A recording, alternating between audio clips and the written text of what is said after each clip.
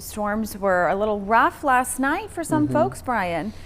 That storm actually began in the afternoon. We actually got this this photo from a viewer in Wilkes County. Now it looks like a tornado is touching the ground in that location. I don't actually believe it is based on what we saw on radar, but it certainly is a low, kind of ominous looking, a hanging cloud formation that came from that storm.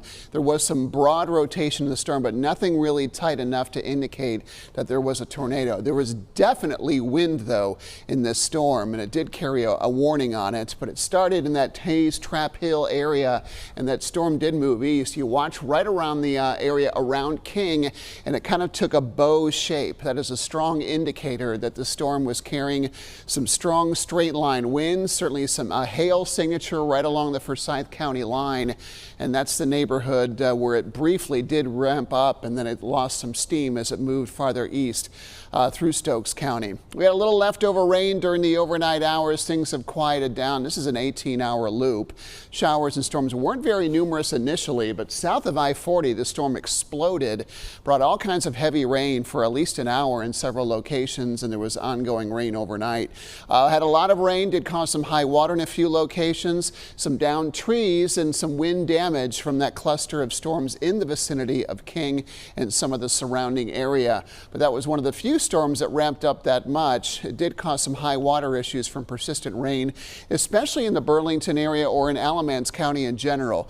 The Haw River at Haw River is flooded at the moment. You can see why. Northern parts of Alamance County looking at upwards of 2, 3, even 4 inches of rain in a relatively short period of time.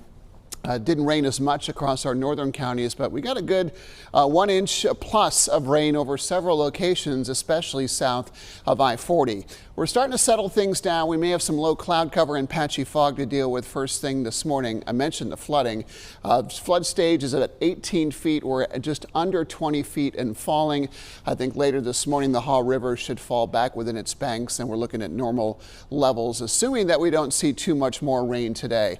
Temperatures are in the mid-60s. What early rain we have is fading. We'll have a low-end rain chance for the early part of the day until this mess starts to move in.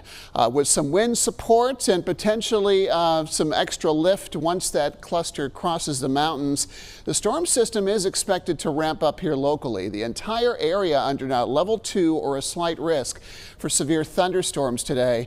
Your forecast does bring that in beginning in the afternoon. It starts in the mountains around 1 o'clock today and then starts to move eastward very quickly from there. So this is more of an afternoon threat for the triad.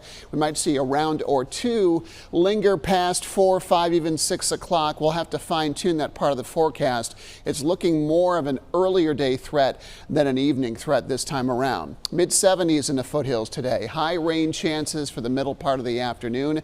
Severe storms are a possibility. Hail and wind are the primary threats, but even brief tornadoes can't be ruled out. This begins to move into the mountains pretty quickly around lunchtime today.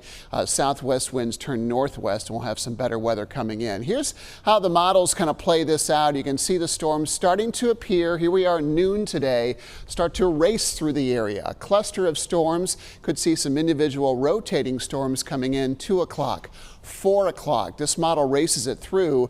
Yesterday's models are showing an evening wave, but if the first wave is intense enough, it likely will prevent the second wave from really getting its legs underneath it. Tomorrow, just a low-end rain chance, but there is a chance we could see a few strong storms tomorrow. We'll have more on that a little bit later on in the show.